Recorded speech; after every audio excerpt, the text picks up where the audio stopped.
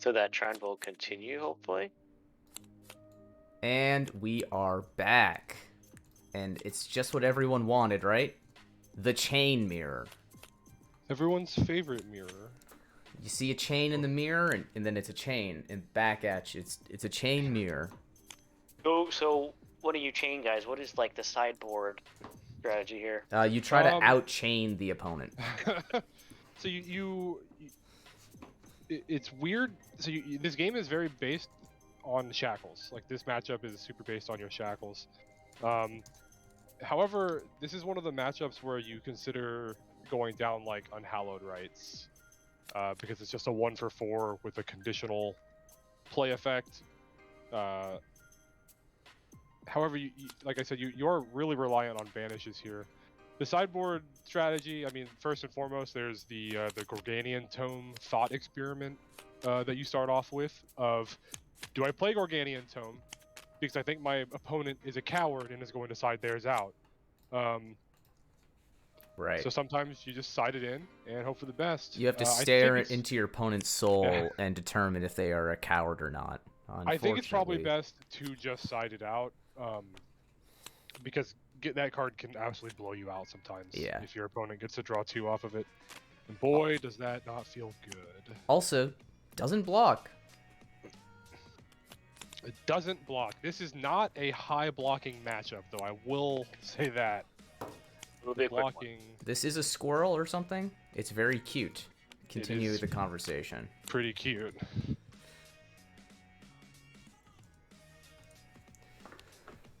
Mostly here, though, I do like Elijah's tech that he has in this mirror. I wonder if his opponent will be on the same thing. I guess I can go ahead and reveal it. Elijah likes to play Evenfold in this matchup because it kind of, much like Art of War, kind of essentially acts as a bit of a rampant growth, if for any Magic players out there. You feel kind of like every turn you're ramping up your mana, and by mana I mean your banish zone. So being able to banish a card, draw a card, get another card in banish, get a card off the top, that it's essentially just a draw 1 effect that can really propel the momentum forward for Elijah on his chain here in this mirror. His opponent does not appear to be on Evenfold. I'm expecting Elijah to be, as mentioned, but we'll see. I apologize for the rotation that is about to occur.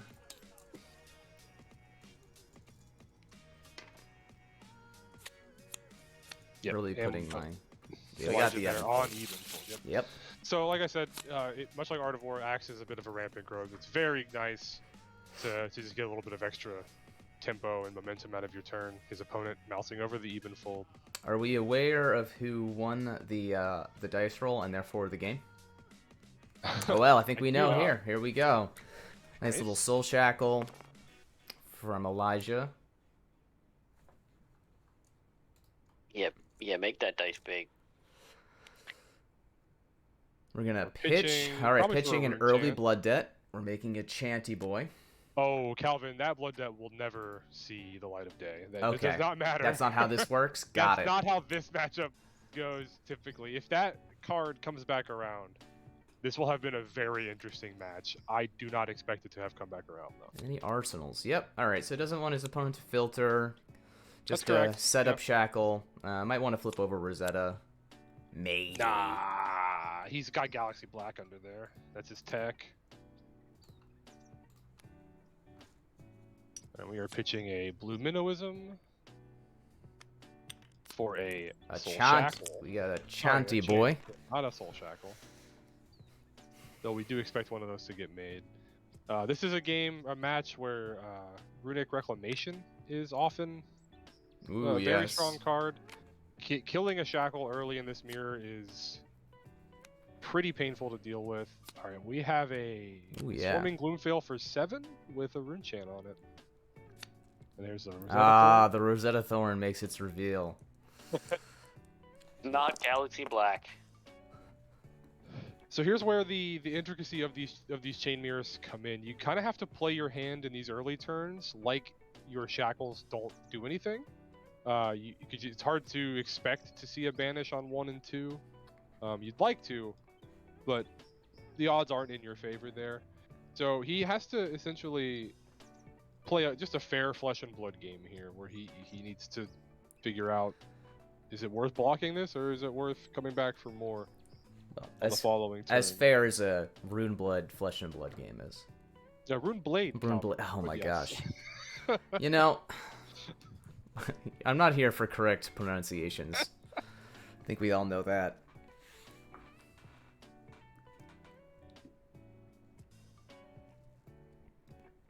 I think we'll see Elijah commit 1 or 2 blocks here. There's no on hit, but some of these early hands, they can be a little clunky. Yeah, this is what, a total of 8 damage and then Thorn afterwards, so we're looking at a 12 damage hand. Yeah, that's about average. And then there'll be an Arsenal for the other chain, which is good for him. Unless that's like a Revel in Rune Blood, which would be pretty gross. Yeah, we're just coming in with...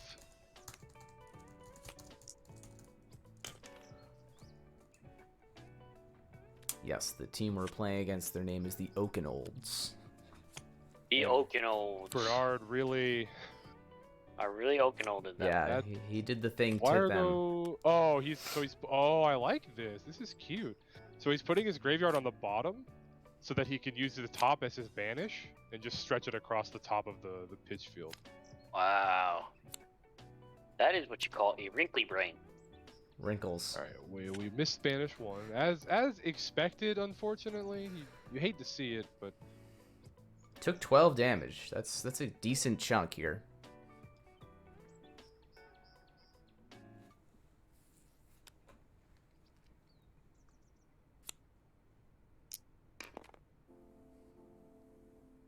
we've got a chain activation.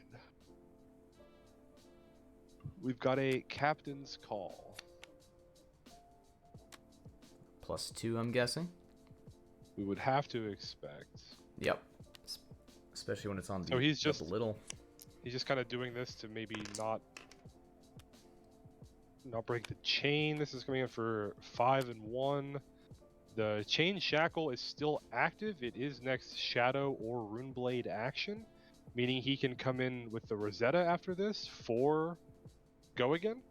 Did he not reveal for Belittle? He does not look like he revealed for Belittle, so it's just coming in for 5 and 1. Interesting. So far, this hand doesn't seem that strong, but It also is a hand that doesn't block very well because the 2 cards he's revealed both do block for 2. I see. So it's one of those Runeblade hands where, okay, well, we do have a Command and Conquer coming down for 6. Interesting.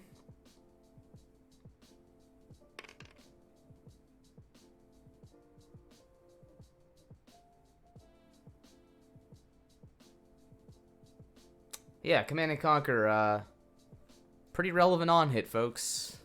We do like to classify that in the relevant on hit. Yeah, I mean, if that's an Art of War in Arsenal, that's like Chain's best card. You don't like to lose it. If it's just an average card, and we're in a race situation, might just be worth it to not block, or not full block it at the very least.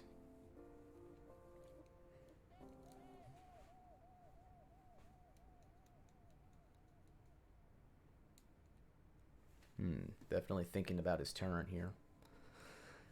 Command and Conquer puts you in a little bit of a bindy-windy. Looks like we're taking it. We're it is taking just a it? Howl from Beyond. Okay, Howl from Beyond, it's a fine card, but we do like getting rid of one of the cards in his hand, even if it was an Arsenal card. But yep.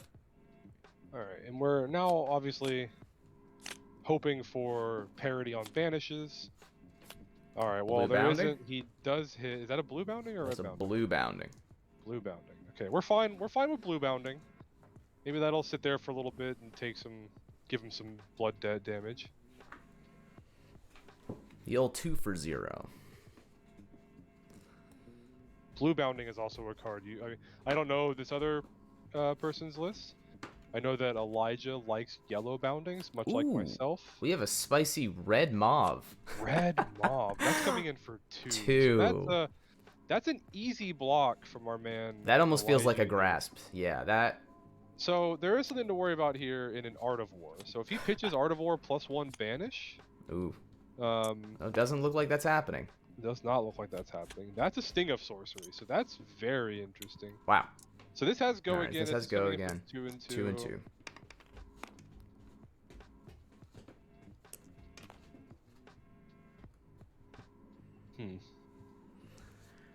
Less, I mean, there is go again. Oh, and he says, nice, cute Command and Conquer. I've got one of my own. Here's mine.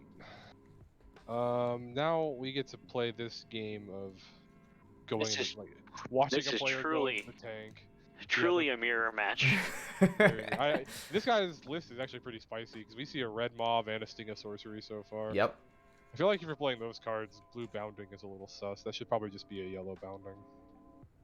Makes that block significantly more awkward in the long run. Yep. But who knows? Maybe he's running yellow boundings, and maybe he's running the full 9. I'm a full 9 gamer, you know, to be honest. So I get it. This is, what do you consider even husking here? I mean, you'd really have to love your arsenal, right? It seems kind of early for a husk, but he's already at 24, so... This is Shackle 2. This is Chain mid-game. Shackle 3 is Chain late game for in the mirror. So there is an argument for Husk here. You expect Husk to do 2 to 4 damage to you if you block with it here.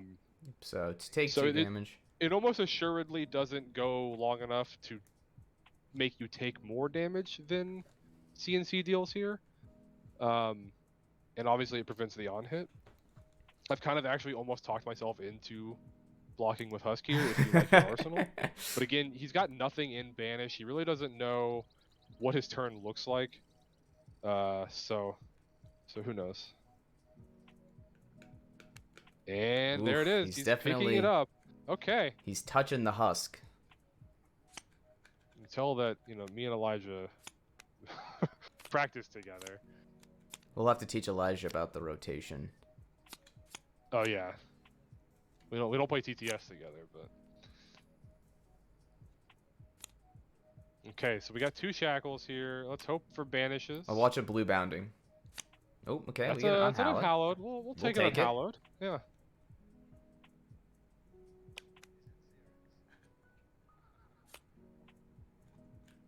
Let's see. What do we got in Arsenal? Is this an Art of War? This is an Art of War. The Husk probably should have came out much quicker than it did. Okay. There is an Art of War. So I like this. We're pitching a Shadow. Interesting. So probably going to draw 2.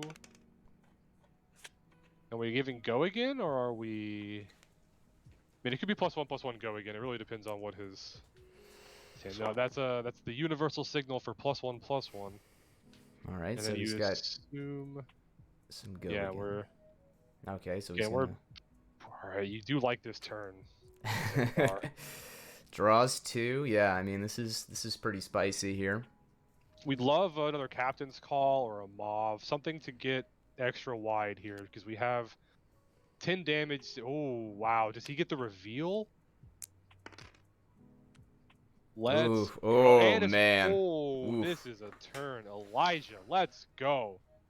I'm particularly invested in this game, because if I could not be stressed out for 24 hours before my game, that'd be fantastic. So I did that last week. Wasn't a big fan. Yeah, this is feeling like a very strong turn here. Yeah, and we're probably gonna get a red minnow here, right? Like, or a blue. I mean, if he wants more pitch. I mean, it really depends on his hand, but he gets a red. Yeah. He'd be getting the red minnow. That makes the swarming a 7. Well, yeah, it's a 7 currently. Actually, no, it is a 7 currently, but no go again because we haven't made a shackle this turn. Right. So no mode's active currently, but it is. Probably goes with the ghostly first. Yeah, the minnowism. Well, the only thing that minnowism can buff currently that we've seen is the swarming gloom veil.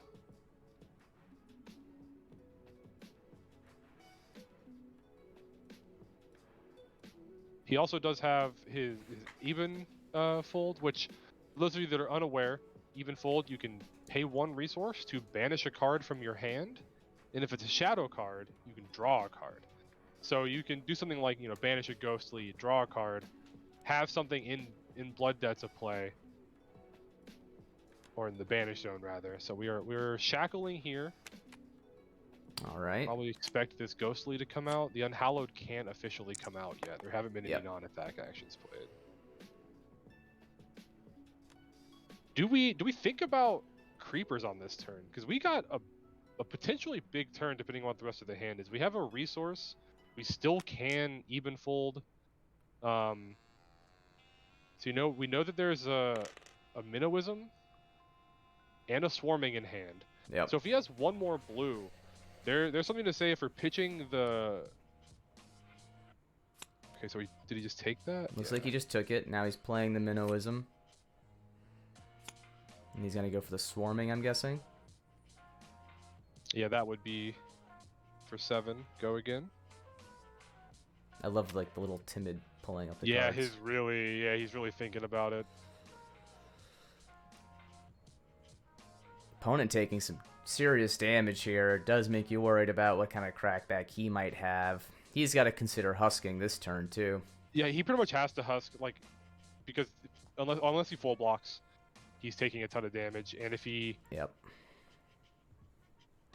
I think he wants to hold it. Yeah, he's gonna grasp and Skullcap block here. Is he blocking with a card? He is.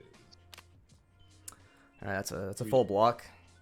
We do like seeing cards get stripped. It is, yeah, it's 7. Yep. Shrill is a good boy and blocks for 3.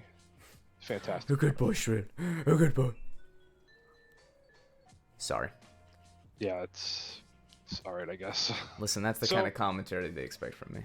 Part of me likes leaving Unhallowed in the graveyard here, or in the Banish, just so you can play with, like, open information. I wonder if Elijah is on the same thought process. Yeah. Makes it easier to know what kind of turn you have next. If you're going to be blocking more, if you want to. If he has a blue and an attack action in hand, I really would have liked to see the creepers come online this turn.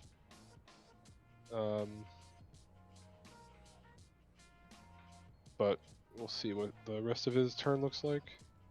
We certainly have a Rosetta. That is, yeah, that's happening. That's happening, 100% folks. of the time. Especially when he, like I said, should probably think about keeping this Ghostly in Banish. Or sorry, the Unhallowed in Banish. Because while you do take 1 damage, you can think of that one. You're just taking a damage to have an extra card. You know, if you end this turn with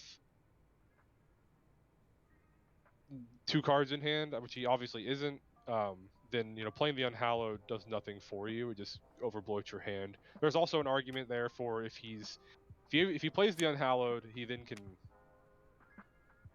All right, so he's breaking the chain here, making a rune chant. So we have 1 floating. What's coming out now? Okay, interesting. So that's only coming in for 4 and 1. I don't know if I like that over just Rosettaing. Oh no, it's coming in for 5. Okay, yeah, I do like that because it is coming in for 1 more because of Art of War.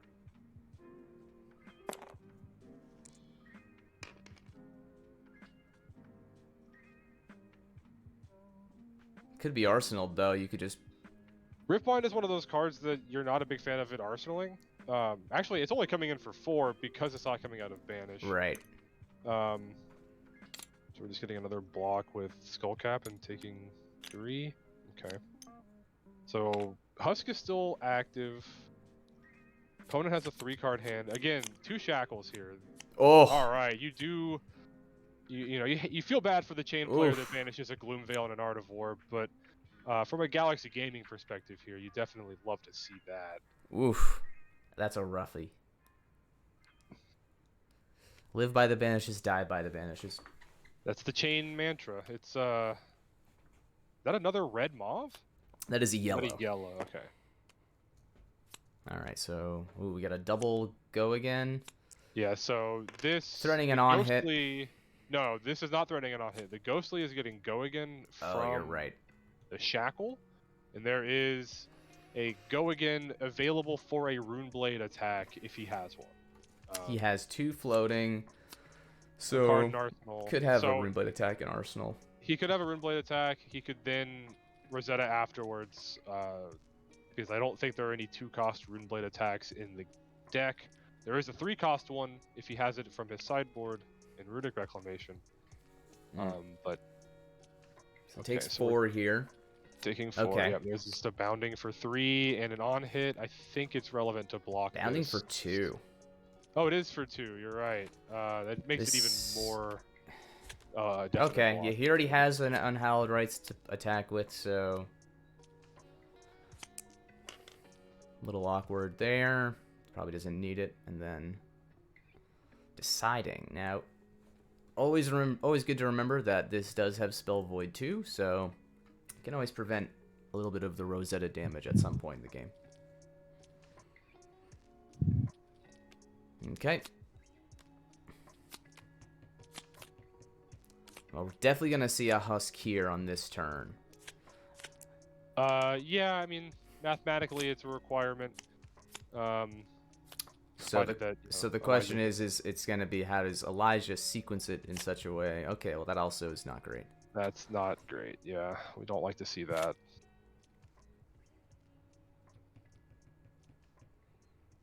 Three-card hand, a little 3-card hand plus an Unhallowed. So a 4-card hand. Provided that there's a non-attack action in that hand. Let's see. We got all right, well, we've got non-attack. I've seen this play before.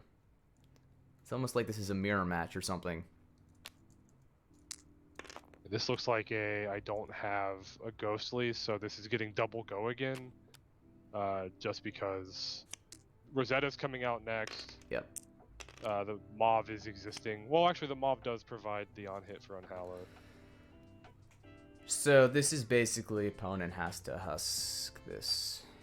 I mean, he could block for 4. Oh, that's true. He could block for 3, take 1. No, I guess you don't want to do that because then you take the 2 from Rosetta. He does not have any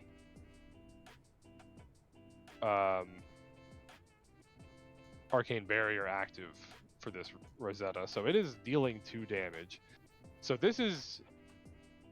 The Husk is breaking this turn. Yep. I wonder if his opponent... Yeah, yeah. You just gotta throw it in there. Yep.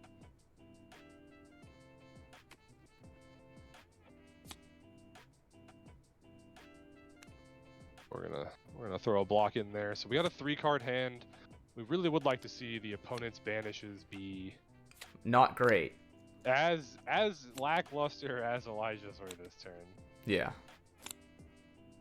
You know, fairness. I mean, there's 3 of them, so. Oh. Oof. Those are some monster banishes. Oh man.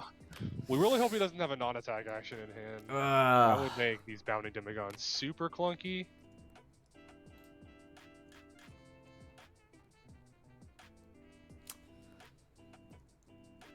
This is tough.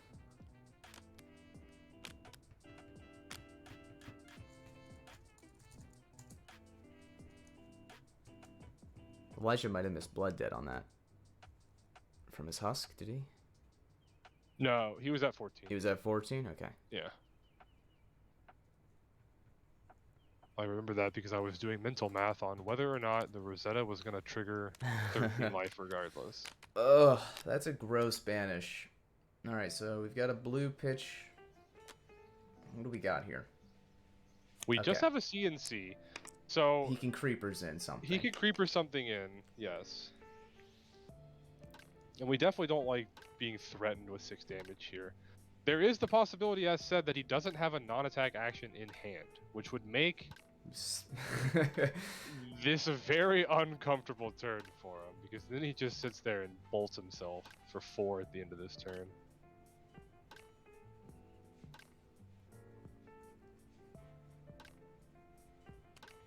It really depends on how good this arsenal is. It also, there's a sting from Elijah too, interesting. So it also depends on, because if he creepers something in, he's only coming in for 4 more damage. So he is creepers something in. So I guess this is probably, okay, like a minnow. Is that a blue minnow? Blue minnow. Ugh. Oh yeah, okay, it does have. Yeah, cheese. this is gross. So that's coming in for 5. And then he's gonna do 4 more afterwards. Yeah. Yeah. You just go to 4 here. Oof.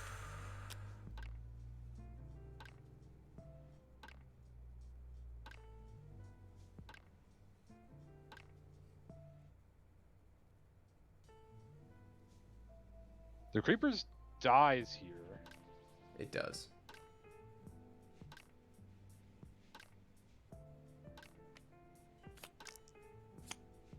Yeah. Good value. It is good value. Yeah, that Creepers dealt 9 damage. Alright, Elijah, 4 shackles. We need the bomb diggity.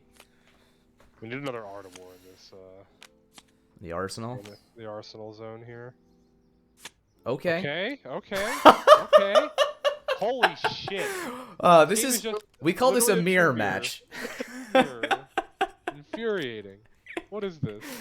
Oh my gosh. All right, so wow, yeah. This is So if Elijah can present some good damage here and force a block, then his opponent is then just taking a bunch of blood debt. So we really need something here. A 3-card hand, I mean, you got 2 cards in hand, 1 in arsenal. Don't know what's in that arsenal, but if it is a non-attack, it could be really good. But this is another situation where you need the non-attack. the non-attack is yeah. If you don't have a non-attack action here, it becomes, I mean, you go to 1 or 2, I guess. I mean, No. I can't imagine Elijah would block and not have considered, you know, Well, he didn't block keeping with an cards, non-attack, keeping to cards be in his fair. hands. He didn't block with a... Oh, he blocked with a Sting of Sorcery. He did So, block with yeah, a sting. You really hope that he's got another...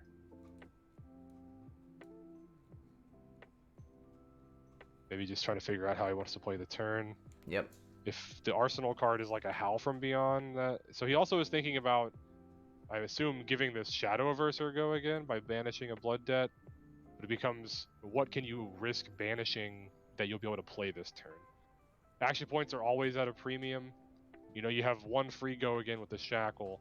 You hope you get another one with a Creeper's non-attack, or just a non-attack that has natural go again, like a Captain's Call or a Shadow Puppetry.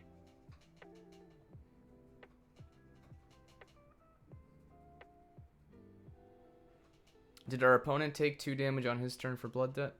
He did, yes. Okay.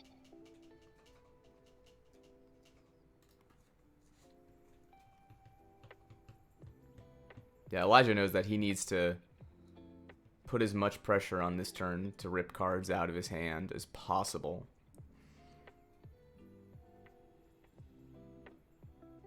$11 life is a good chunk, though. So once Elijah needs to, you know, block for his hand, it's gonna get bad. Yeah, you want to get on the front foot here as much as possible. You know, make your opponent spend some cards. That way, his turn is clunky. Yeah, you like desperately need to make his hand clunky.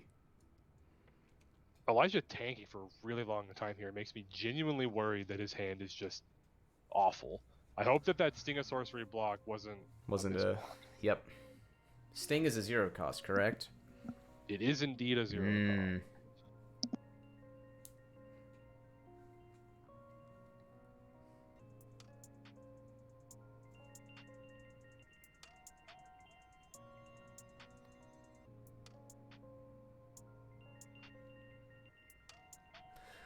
We are in tank mode. Tank mode initiated. We are in the tank. The Joe's right. These games are always like so close because just the nature of this mirror. Yep. Provided no one is like just completely screwed on banishes, then everything is just so tense. All right, Elijah about to make a play. We got something. If there's like a Shadow Puppetry in his arsenal, I'd be so mad that this turn took this long.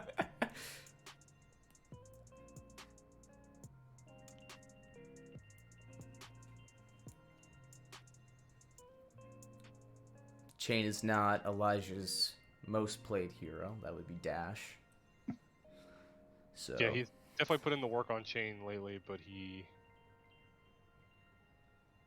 he's just testing a lot of stuff out currently with the meta the way it is. Yep. Even been known to play a little bit of Kano here and there.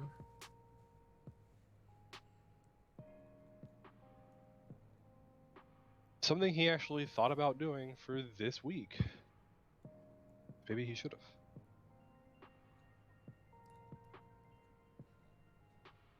Folks, we're in the tank. Yeah, we are Welcome to the tank. Tankity tank, tank, tank. deep in the tank. Yeah. Get that movie guy voice going on over there. Tankity. Welcome to the tank. To the tank. In a world where all tanks are tanks. 2042. Yeah. We're still in this game. Alright, so we have a soul reaping. I understand the difficulty of this play now. So that... Oh, wow, okay.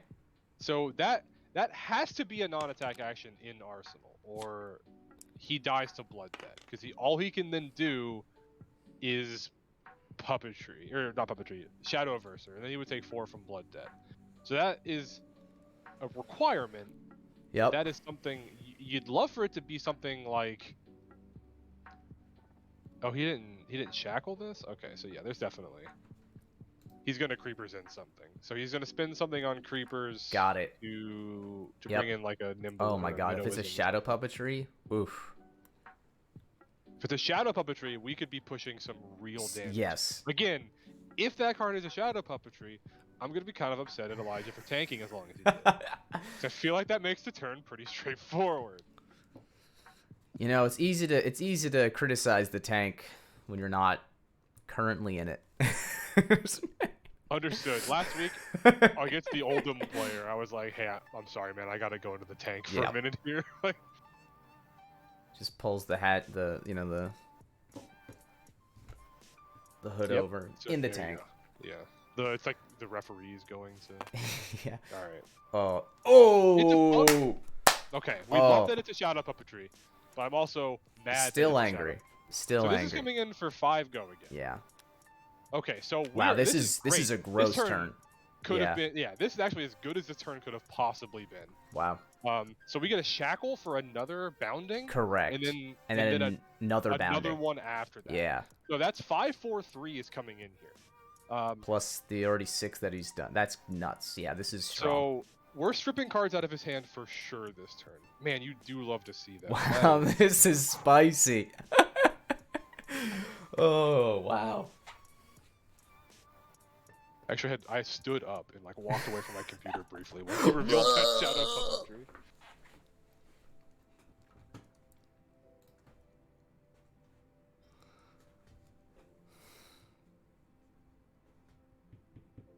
Oh yeah, now the opponent has found his tank.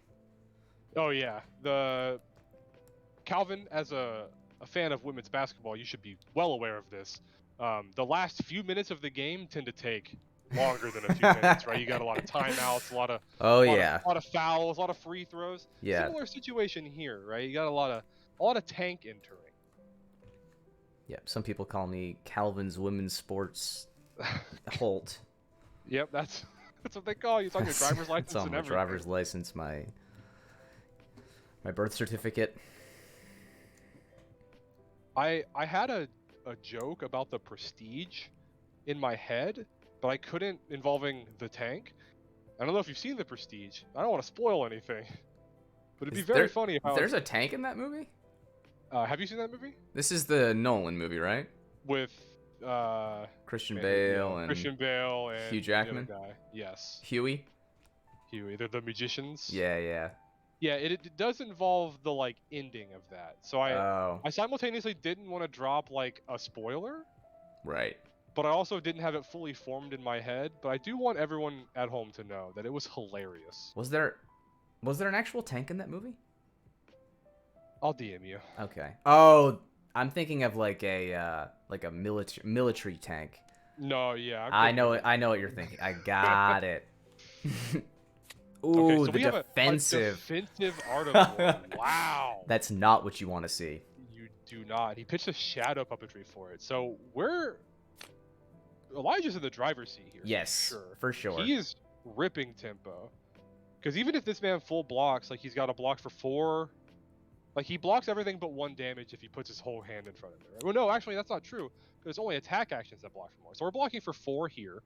So he's taking 1. Oh, and we get a free.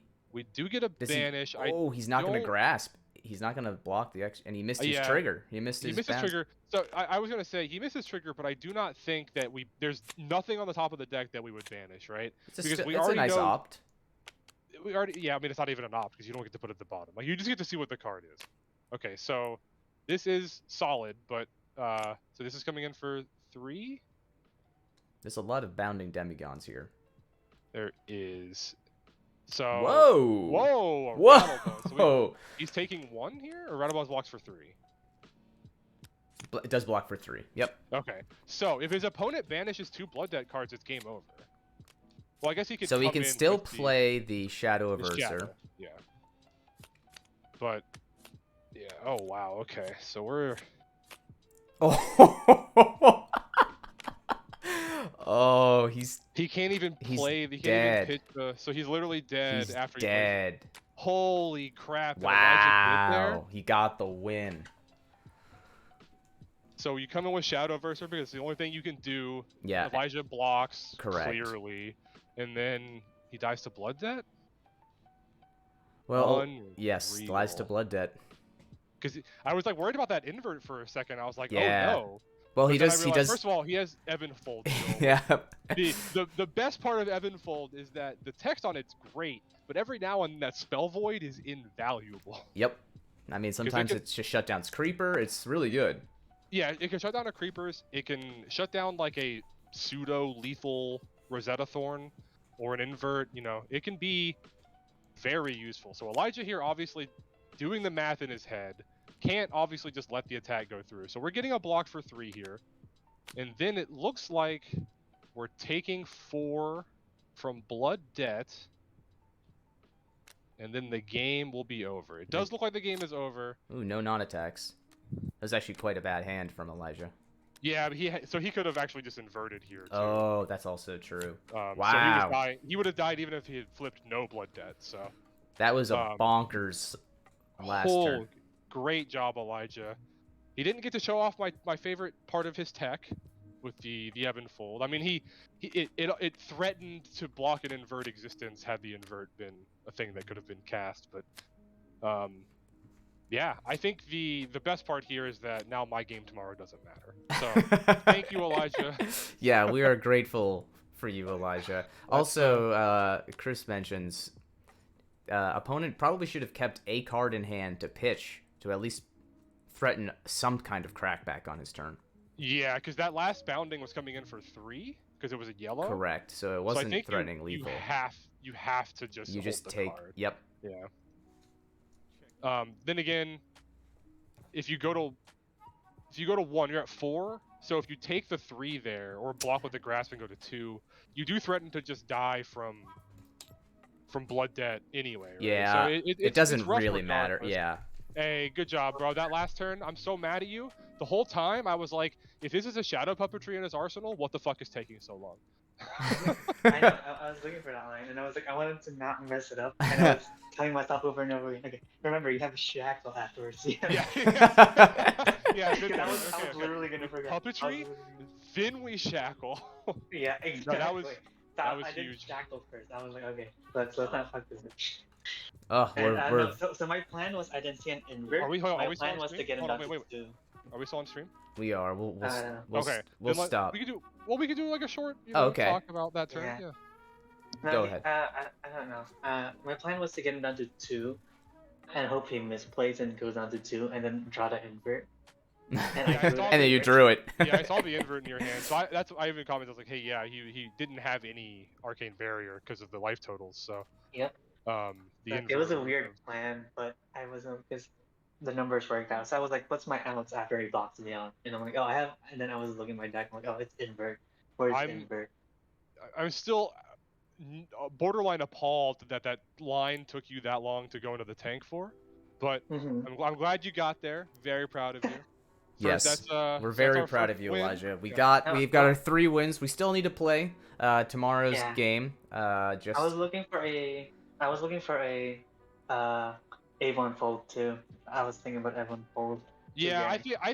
I think the line that you went with was just 100% the correct Like line. super safe. I was Oh, trying to keep yeah. creepers. Yep. Because I was gonna go down to 2. I was trying to keep creepers to have like 1 more extra block. Yep. Yeah, So I was that's looking fair. for Avon fold, and I was like, I think I decided Avon wasn't worth like risking it for, so I just went with that line. No, that was a yeah, good line. presenting like 18 damage off of 2 cards in hand is when your opponent's at like 5 is fantastic. Like, Yeah. that Yeah. obviously, I think even if you didn't like if your opponent didn't die to blood debt, like you were just gonna kill him the following turn, the turn after. Like you were gonna strip cards until he died Well, to blood debt. the opponent also just had the Art of War, which really crippled his blocking potential. Like that was huge. Yeah, he had to. So I mean, he did obviously like his hand was Art of War, Shadow Puppetry, and then like 2 attack actions because he ended up blocking with 3 attack actions. Yeah. 'Cause he After he banished drew. one. Yeah. He banished one, and then yeah, blocked with Riftbind, bounding or whatever, right? Like Yeah.